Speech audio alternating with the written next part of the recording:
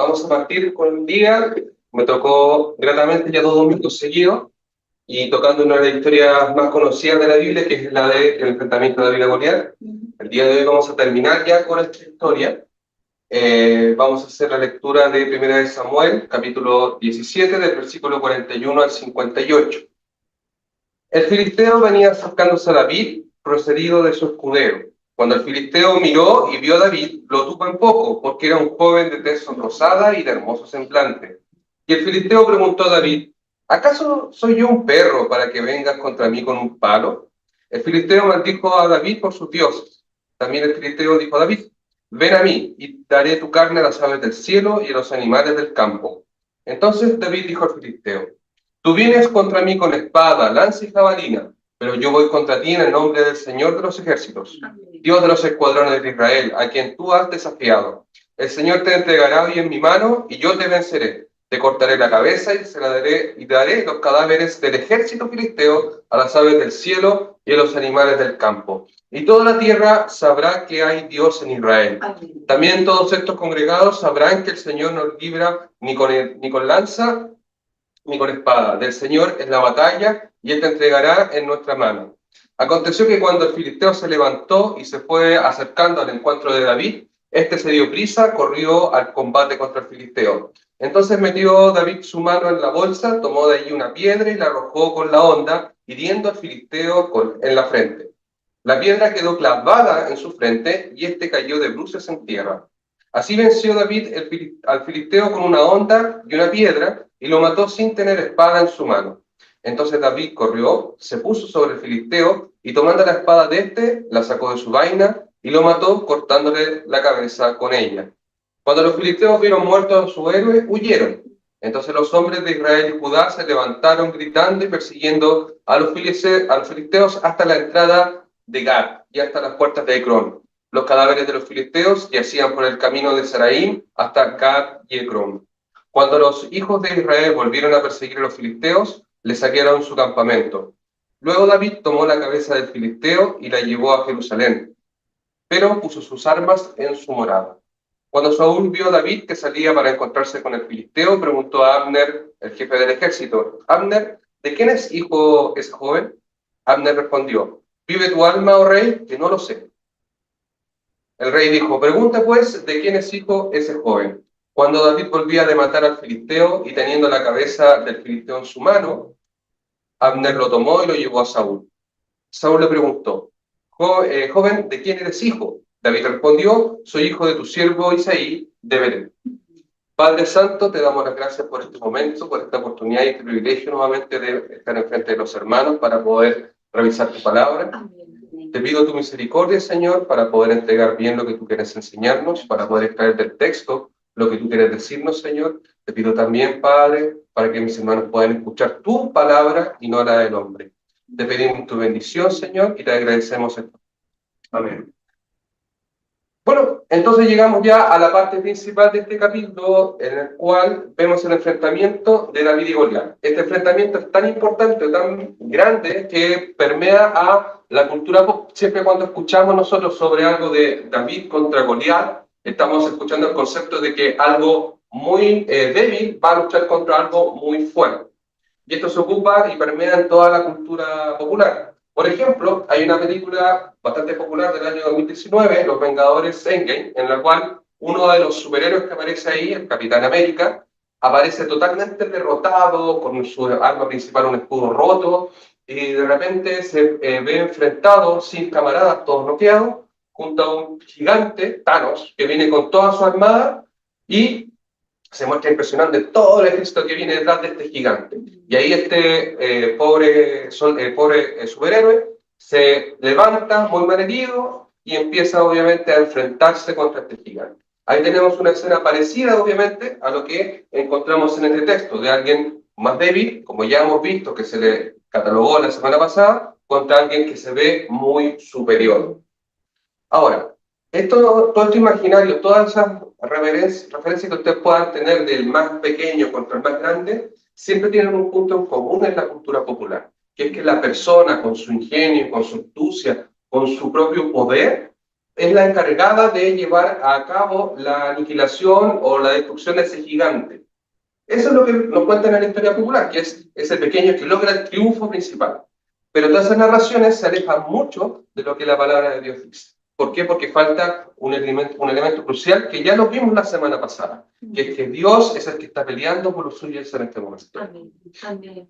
En su obra, A.W. Pink, La vida de David, escribe: la necesidad extrema del hombre es la oportunidad de Dios, pero Él no siempre ni generalmente actúa de inmediato cuando nos sentimos abatidos. No, Él espera para ser misericordioso, según Isaías 30, versículo 18, para que nuestra impotencia sea más plenamente comprendida, para que su mano liberadora se vea con mayor claridad y para que su intercesión y misericordiosa sea más apreciada.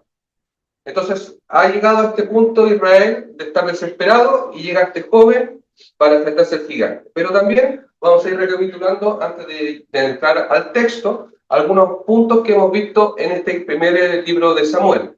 Primero, Dios dio al hijo anhelado a Ana. En el primer capítulo vimos cómo Ana lloraba por su hijo, por no tener un hijo por ser estéril, y terminó teniendo un hijo que se llamaba...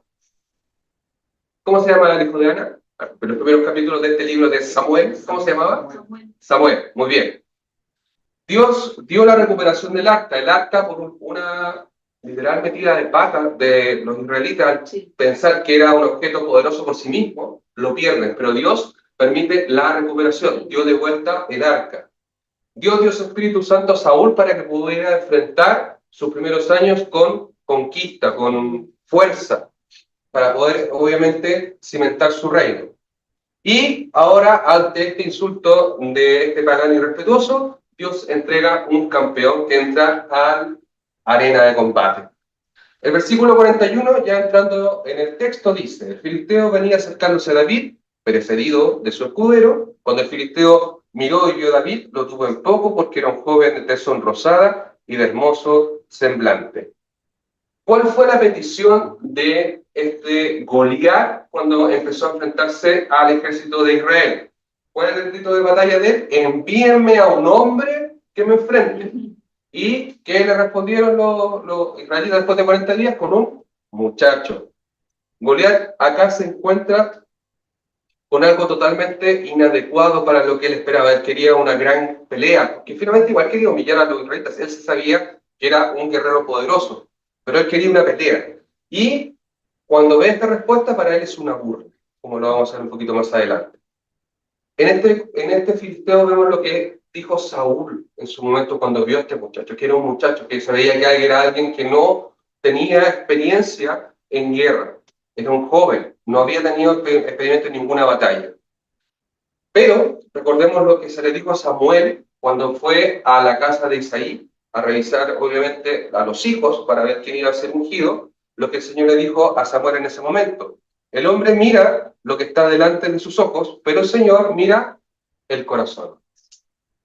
Al hacer lo que Dios demanda, el hombre natural se mofará, estará indignado de lo que Dios ha escogido.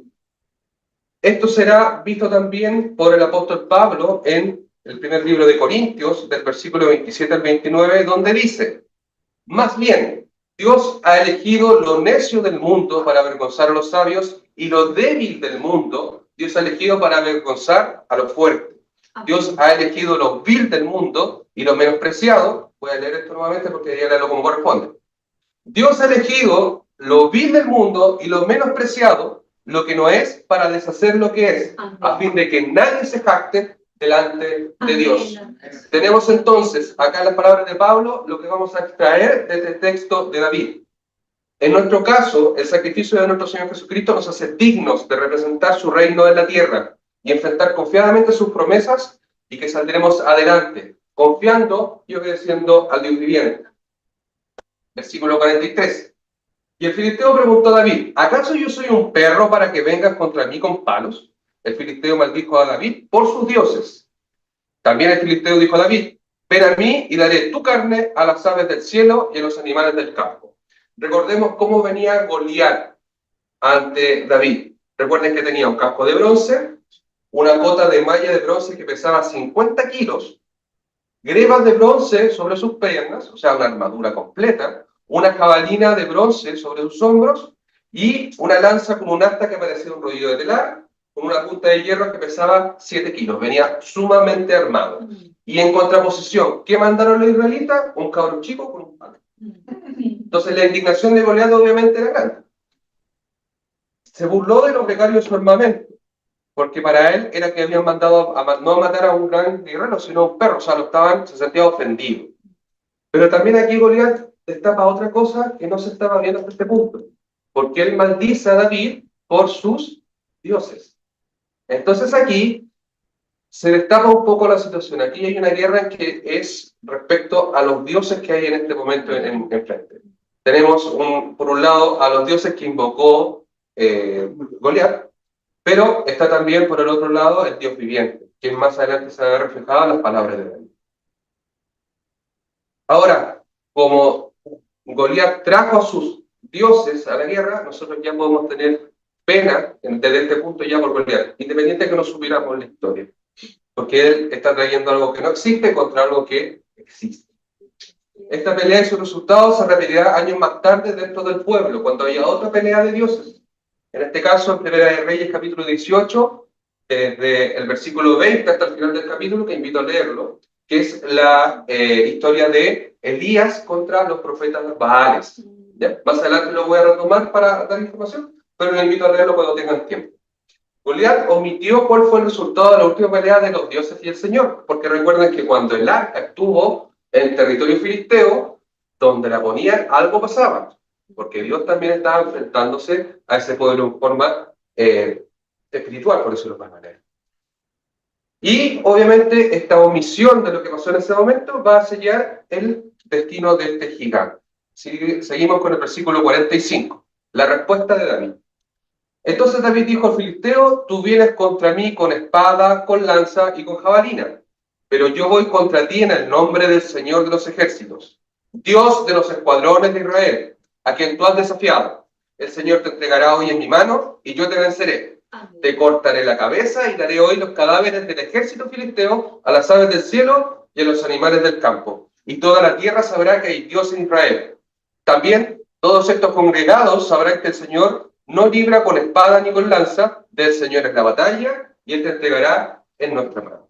Amén. Amén. Sí. La respuesta del rey fue contundente. Primero le dijo: tú vienes contra mí con espada, lanza y jabalina. O sea, él estaba demostrando que él plenamente estaba confiando en sus habilidades, en lo que él podía hacer, en su poderío. Pero en contraposición, David le dice: pero yo voy contra ti en el nombre del Señor de los ejércitos. Lo contrasta con solamente lo que necesita el muchacho en ese momento. En su comentario sobre este pasaje, R.C. Sproul dice: David viene en el nombre de Dios, es decir, por la autoridad Amén. Y el poder Amén. De Dios. Amén. El Dios de los escuadrones de Israel, a quien tú has desafiado. Le enrostra la realidad de toda esta situación desde el principio del capítulo 17. El ejército no es de Saúl como él clamaba, es el ejército de Dios. Y él obviamente estaba tratando de humillar a un rey que se escondió durante 40 días, pero finalmente este comentario de David le revela la verdad que al final estaba desafiando al Dios de Israel. Y obviamente deberá responder por este desafío. El Señor te entregará hoy en mi mano y yo te venceré. David vencerá porque Dios le dará la victoria. Amén. El Dios viviente es la causa del triunfo sobre Goliat y sus dioses. De todas maneras, David deberá pelear. Le está garantizada la victoria, pero él tendrá que pelear. Pero está convencido del resultado. Tan convencido es que es una certeza para él. No hay duda para este joven que va a vencer. Te cortaré la cabeza. Esta promesa de David hace un eco a una situación que ocurrió y que vimos en unos domingos más atrás, en una explicación del Pastor Marcelo, que es cuando estuvo el arca del pacto frente, o mejor dicho, en el templo de Dagón. ¿Qué pasó? El primer día que estuvo ahí el arca, ¿se acuerdan qué pasaba con esa estatua? Se fue de bruces, se fue hacia adelante. Y el segundo día también se cortó de bruces, pero además con la cabeza separada. Sí, sí. En esta nueva batalla de los dioses filisteos contra el Dios de Israel, esta vez será otro ídolo, no Dagón, será Goliat el que va a sufrir un destino similar como vamos a ver más adelante. Y daré hoy los cadáveres del ejército filisteo a las aves del cielo y a los animales del campo. Goliat le dijo, voy a dar tu cadáver. ¿Y qué le dice David? Daré hoy los cadáveres del ejército filisteo a las aves del cielo y a los animales del campo. Le devuelve la amenaza, le devuelve esa amenaza de destrucción total. Además, con esto le da a entender de que no va a haber tiempo para ritos fúnebres para los caídos, ya que van a quedar en el campo y van a ser carroña. Será una masacre total. Y toda la tierra sabrá que hay Dios en Israel. El propósito de este duelo es recordar tanto a los paganos que están enfrente como a los israelitas que están detrás de David, quién es el verdadero Dios. Que Israel tiene un Dios que los cuida y los socorre. Uno que probablemente los israelitas apartaron del conflicto gracias a las iniciativas de Saúl, pero que el Señor recordaba el pacto que tenía con su pueblo y lo venía a socorrer. También todos estos congregados, o sea, los israelitas, sabrán que el Señor no libra con espada ni con lanza. Del Señor es la batalla y a ti te entregará en nuestra mano. El poder de Dios, nuevamente, no está en la pericia, no está en la potencia militar, que pueden ser herramientas muy útiles, porque finalmente David, en sus conquistas que vamos a ver en los siguientes domingos, va a utilizar este tipo de herramientas, tanto la táctica como la tecnología que va a ir retomando, o mejor dicho, tomando y adquiriendo en el tiempo. Pero no son nada si el Señor no da la victoria. Y eso es lo que tiene claro en este punto David. Finalmente, también notar que David acá dice, y Él te entregará en nuestra mano. David asegura que Dios le dará el triunfo, pero no solamente a Él, porque podría haber dicho a Él, recordemos que Él sabe que va a ser el futuro rey de Israel. Él dice, a nuestra mano, o sea que va a tomar todo el ejército, todo el pueblo va a tomar parte de esta victoria. No va a ser una victoria exclusiva de este joven. Ahora, esta no es la primera vez que en este libro tenemos el hecho de que Dios entra en batalla, entra a pelear por su pueblo, para demostrar quién es Él. El Señor es grande en misericordia con ellos, ha sido tardo para la ira porque los viene rescatando una y otra vez, y busca siempre con amor a honrar su pacto. Recordemos que este Dios, que a veces en el Antiguo Testamento se le considera un Dios más tirano, más duro, menos amoroso que el Dios del Nuevo Testamento, que siempre está esa dicotomía. Recordemos que en estas acciones Él demuestra su amor porque Él está preocupado por su pueblo. Y tal como estuvo preocupado por los israelitas que estamos viendo en este momento, también recordemos que Él nos auxilia a nosotros cuando hemos pecado o cuando nosotros lo necesitemos de Él. Tenemos que recordar que este es el mismo Dios que ayudaba a Israel. Nunca cansemos de buscar a nuestro Señor. Amén. Versículo 48. Aconteció que cuando el filisteo se levantó y se fue acercando al encuentro de David, este se dio prisa y corrió el combate contra el filisteo.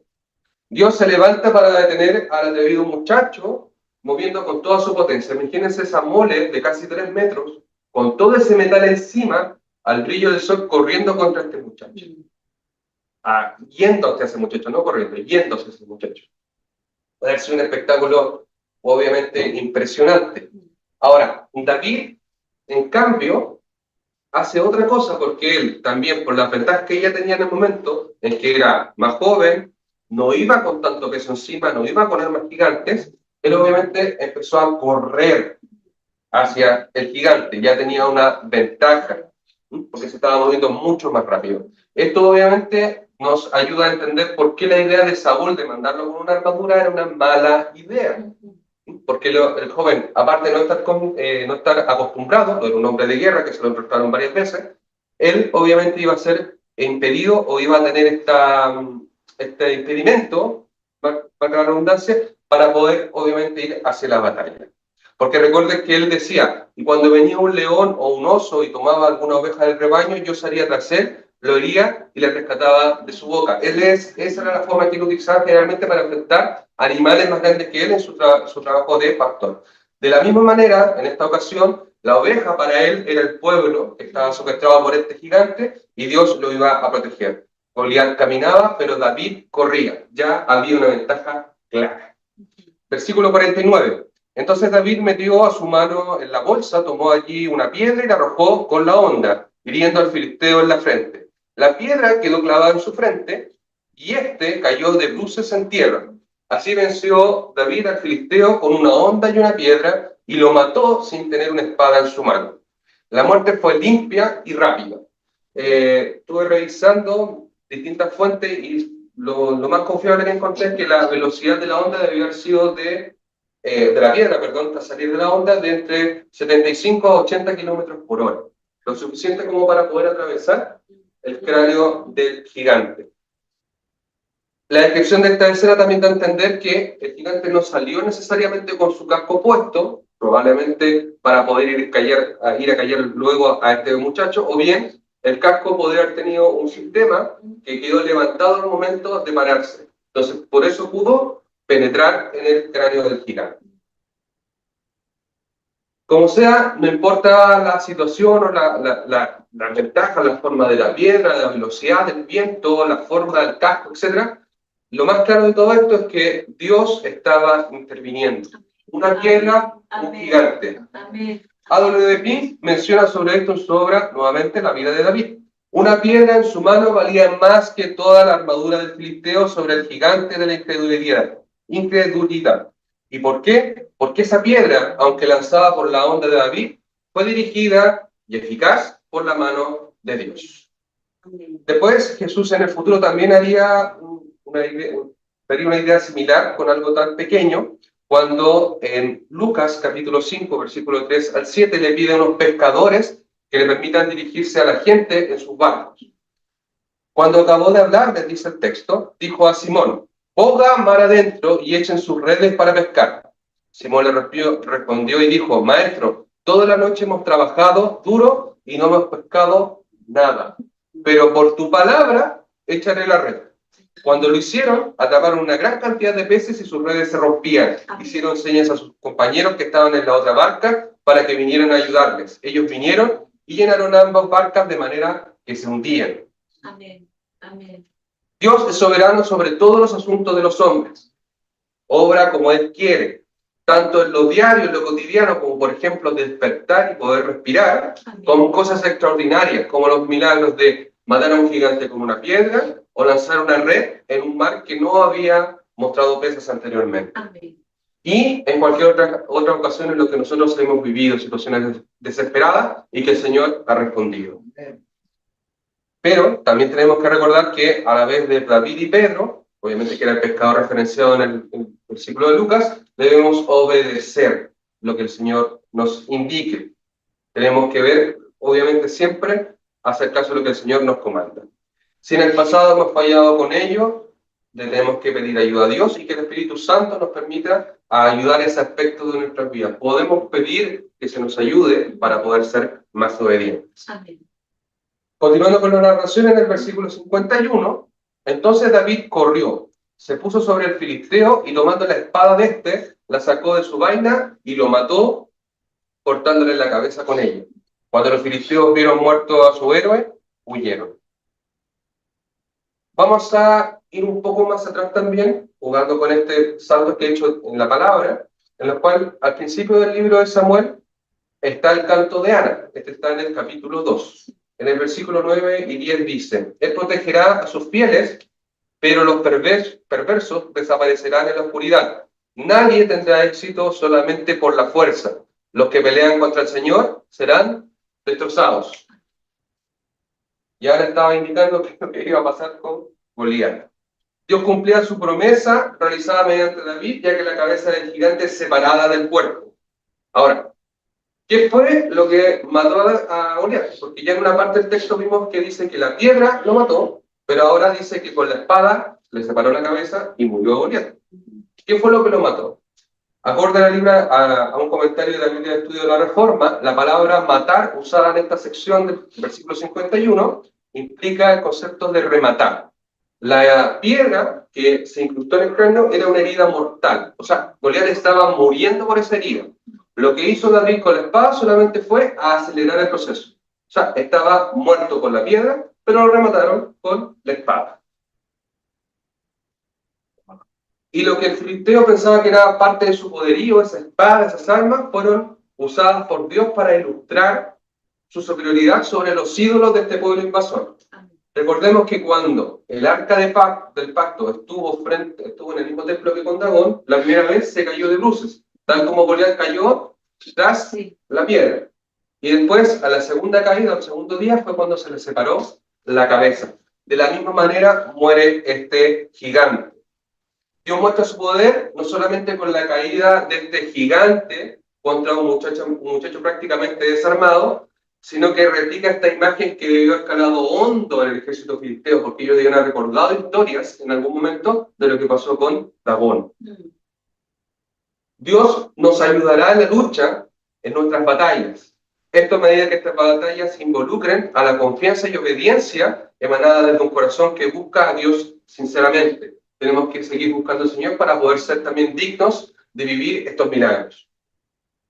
Ahora, sobre la reacción de los filisteos, Matthew Henry menciona en sus comentarios que la derrota del ejército filisteo es a partir de este momento. Se apoyaron plenamente en la fuerza de su campeón y por ello, al verlo muerto, no se arrojaron como Goliat prometía para ser siervos de los israelitas. No entregaron las armas, sino que huyeron completamente desanimados y pensando que no tenía sentido oponerse a alguien ante quien un hombre tan poderoso había caído. Simplemente huyeron. Y esto involucra probablemente el escudero. Recuerden que el escudero iba delante de Goliat. Y de aquí, desde que lo leímos hace un momento atrás, no ha aparecido más. También huyó. O sea, el hombre que estaba capacitado para ayudar al gente también huyó. ¿Y qué pasó al otro lado del campo de batalla? ¿Qué pasa con los israelitas? El versículo 52 nos menciona. Entonces los hombres de Israel y de Judá se levantaron gritando y persiguieron a los filisteos hasta la entrada de Gat y hasta la puerta de Ecrón. Los cadáveres de los filisteos yacían por el camino de Saraín hasta Gat y Ecrón. Los israelitas se volvieron a la vida. El miedo había pasado cuando vieron la derrota de ese gigante y toda la frustración acumulada por 40 días de oprobio fue lanzada sobre el campamento filisteo. No solamente atacaron al ejército en la cercanía, sino que los masacraron hasta los que huían a las ciudades más cercanas, que eran Gat y Ecrón. Y con esto se cumplía lo que Dios dijo mediante David. Y daré hoy los cadáveres del ejército filisteo a las aves del cielo y a los animales del campo. Dios permitió la furia de su ejército, que dejaron todos estos cadáveres regados desde Saraín hasta Gat y Ecrón. Hace un momento atrás les mencioné que Elías tuvo una batalla con los profetas de Baal. En esa ocasión, el triunfo del Señor fue encender milagrosamente una hoguera que estaba mojada. La historia es bastante interesante. Y tras ese milagro, Elías también mató a cada uno de los profetas paganos. El desafío claro al Dios viviente se paga. ¿Cuánto alivio sentimos cuando un malestar se acaba tras el fin de alguna opresión que hemos vivido? Todos los hemos experimentado de una forma y otra. Pero aquí hay un punto que quisiera también mencionar. Pero también tenemos que meditar que es, mientras que un rey y su ejército fueron afligidos durante 40 días con amenazas, este muchacho que confiaba en Dios le bastó solo oír una de las amenazas para acabar con este incircunciso. Llegó al campamento sin intención de pelear, pero el celo que Dios puso en su corazón lo envió al frente. Y esto adelante del gigante, y con obediencia, ya que recordemos que las piedras, el arma que utilizó en este caso para matar al gigante, las 5 piedrecitas, el Señor se las provisionó recién entre que salió del campamento de Israel y que se enfrentó al gigante. Busquemos al Señor libremente, ya que Jesús nos dijo en el Evangelio de San Juan: les he hablado estas cosas para que en mí tengan paz. En el mundo tendrán aflicción, pero tengan valor, yo he vencido al mundo. Amén. Amén. Tengamos el valor y la confianza que Cristo nos pide para sobrellevar las aflicciones, confiando que el Señor nos dará lo que necesitemos y todo lo que se necesite para enfrentar el reto es lo que Dios nos dará en el camino. Amén. Confiemos en la provisión de Dios. Y si hemos fallado en el pasado o fallamos en confiar, arrepentámonos y aprendamos de ello. Dios es rico en misericordia para con nosotros en Cristo Jesús. Amén. Versículo 53. Cuando los hijos de Israel volvieron a perseguir a los filisteos, les saquearon su campamento. No solamente los humillaron en la masacre que hubo, sino que también reclamaron todo lo que quedó dejado atrás por el ejército filisteo: armas, armaduras, provisiones, etc. Dios un tiempo atrás, al sacar a sus hijos de la esclavitud, también les dio un botín de a aquellos que partían de un Egipto que había sido vencido y humillado. El Señor siempre nos va a provisionar de lo que necesitemos. Y también esto demuestra que fue una derrota total y completa para estos paganos. Versículo 54. Luego David tomó la cabeza del filisteo y la llevó a Jerusalén, pero puso sus armas en su morada. Aquí me voy a tener un momento para hablar un poco sobre esta ciudad, porque en este punto esta ciudad no existía dentro del territorio israelí. Todavía no era parte del territorio. Esta va a ser una de las conquistas más importantes que va a tener David en el futuro. La ciudad de Jerusalén está situada al borde de una de las mesetas más altas de Israel, al sur del centro del país, a unos 60 kilómetros al este del mar Mediterráneo y a unos 38 kilómetros al oeste del río Jordán. Su ubicación, rodeada por dos lados profundos y barrancos, proporciona una defensa natural a la ciudad. Jerusalén recibe varios nombres en las escrituras: Salem, Ariel, Jebús, Ciudad de Dios, Ciudad Santa, Ciudad de David y Sión. El mismo nombre de Jerusalén significa posesión de paz. La primera referencia bíblica a Jerusalén se encuentra en la historia del encuentro de Abraham con Melquisedec, rey de Salem, en Génesis 14. El nombre real de Jerusalén aparece por primera vez en Josué 10:3. Más tarde, David marchó sobre Jerusalén, historia que se ve en 2 de Samuel 5, versículos 6 a 10, y esto sería aproximadamente unos 1000 años antes del nacimiento de Cristo. Y conquistó la fortaleza de Sion, es decir, la ciudad de David, y de ahí que se empieza a llamar Ciudad de David. Todo esto lo cito de una página que se llama godquestion.org, que se la voy a invitar en algún momento, que es bastante buena para resolver dudas en forma más lúdica. La ciudad de esta mención, la mención de esta ciudad, R.C. Sproul, nuevamente en sus comentarios en la Biblia de Estudio de la Reforma, indica que fue una provocación de David a los jebuseos. Hay otros también que mencionan que esta es una mención para que los futuros lectores que ya se encontraban en el tiempo en que Jerusalén era parte, era para que supieran desde qué tiempo más o menos estaba la necesidad de tener Jerusalén como parte del territorio. Esto también es un guiño a la victoria que ya mencionamos que va a ocurrir en el segundo libro de Samuel, cuando David tome esta ciudad. La armadura que esconde David en su campamento es normalmente la armadura de Goliat, la cual se describe en la NBI, que lleva a su campamento, no tanto su morada, sino donde él está ubicado en ese momento y no tanto su casa. Esto en el futuro va a ser importante, esta armadura, también en historias que vamos a leer más adelante.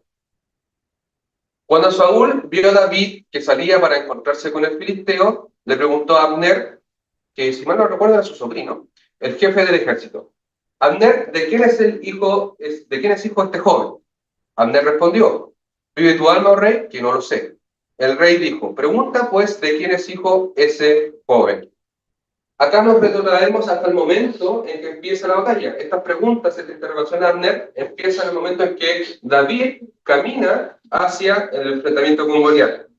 Abner, obviamente, como ser el jefe del ejército, debería haber sabido quién era este joven si es que se trataba de un soldado, pero como no lo era difícil para él saber de quién se trataba. Por eso se le pide que indague quién es. Ahora, esto nos lleva a hacer ciertas preguntas que lamentablemente no van a tener respuesta, sino que un poco más adelante se pueden ir sacando más en limpio. Primero, ¿estaría preocupado Saúl si realmente este muchacho ganaba? ¿Con quién se iba a quedar su hija? Podría haber sido que le estaba resultando familiar, ya que recordemos, para esta época David había asistido en algunas ocasiones para ayudarlo con el tema de su depresión al tocar la música, o quizás estaba atando cabos con otras cosas, otros aspectos de la situación de David que él podría haber estado sospechando. Esas son preguntas que vamos a ir viendo o desarrollando más adelante, si que el texto nos ayuda. Cuando David volvía de matar al filisteo, o sea, ya volvemos al presente, teniendo la cabeza del filisteo en sus manos, andaba con la cabeza de Goliat en las manos, este joven, Abner lo tomó y lo llevó a Saúl. Saúl le preguntó: joven, ¿de quién eres hijo? David le respondió: soy hijo de tu siervo Isaí, de Belén.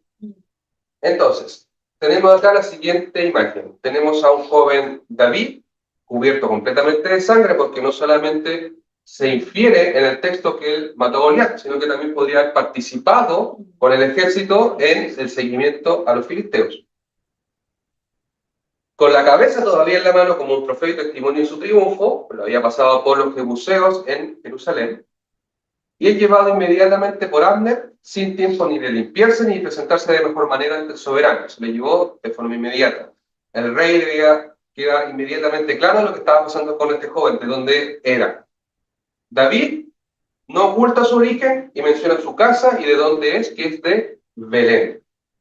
Ahora, es probable, también otra pregunta que me saltó en esto y no pude cómo revisarlo, si es que Saúl como rey podría haber hecho que siguieran a Samuel en los movimientos que él había hecho después de que le mencionara de que iba a dejar de ser rey en algún momento.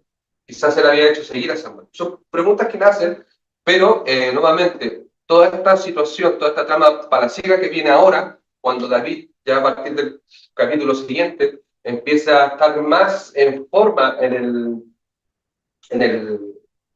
este caso en el séquito real, dentro de la casa real, haciendo amistad con Jonathan, participando más en guerras, etc. Vamos a ir viendo cómo se va desarrollando esta parte de este reinado. Pero ya esto parte con una verdad, porque David nuevamente no oculta su procedencia, él indica inmediatamente de dónde viene. ¿Ya? Recuerden que David obviamente está al tanto de que él va a ser el nuevo rey, y esto lo podría poner en cierta desventaja con Saúl. Pero eso, como le digo, van a ser materias de cómo se va desarrollando esta historia en los siguientes capítulos. Por hoy debemos recordar que el corazón de David mostraba una confianza en Dios que nosotros podemos compartir gracias al Espíritu Santo. Nosotros en esta congregación sabemos que Dios cumple su pacto y Dios hace su voluntad al que nos parezca que es lo imposible. Debemos pedir sabiduría para cultivar la confianza ante retos aparentemente imposibles. Fracasaremos en algunas oportunidades, pero lo importante es perseverar, hermanos, en confiar en el Señor. Jesucristo en el Getsemaní, al sentir su muerte, no dejó de confiar en el Padre. Incluso, en medio de su angustioso momento, tuvo misericordia de aquel soldado que perdió una oreja gracias a la acción de Pedro. David, al enfrentarse con Goliat, nos recuerda que es una figura y sombra de lo que su descendiente enfrentaría en la cruz por amor a nosotros. Jesucristo también enfrentaría con pocas armas al desafío más grande que pudo haber sido, que era la redención de nosotros. Para ir cerrando, quiero rescatar los siguientes puntos de esta pelea legendaria que hemos estado viendo. Primero, Dios es celoso de los suyos y los protegerá sin ninguna duda. Dios no se olvida de su pueblo, aunque este pueblo lo olvide, y tema más a un gigante, a un problema, que a su Dios. Los ídolos de los hombres son humillados ante nuestro Dios. Por lo tanto, poner nuestra confianza solamente en lo que nosotros podemos hacer nos traerá angustia y destrucción. Es digno reconocer que Dios da la victoria. No debemos temer enfrentar un reto inmenso, confiando que el Señor, que nos dará lo que necesitemos, es para llevarlo a cabo. Por último, para cerrar este sermón, quiero leer un extracto del sermón Matador de Leones y Matador de Gigantes de C.H. Spurgeon. Hombres o mujeres consagrados a Dios, si el Señor los impulsa a hacer algo por Él, no me lo piden a mí ni a mis compañeros de la iglesia, sino que vayan y háganlo. Si Dios los ha ayudado en el pasado, hagan un paralelo y demuestren que los ayudará en el presente. Vayan y el Señor los acompañará, pero no caigan presa de esta incredulidad perversa que los privaría de sus fuerzas.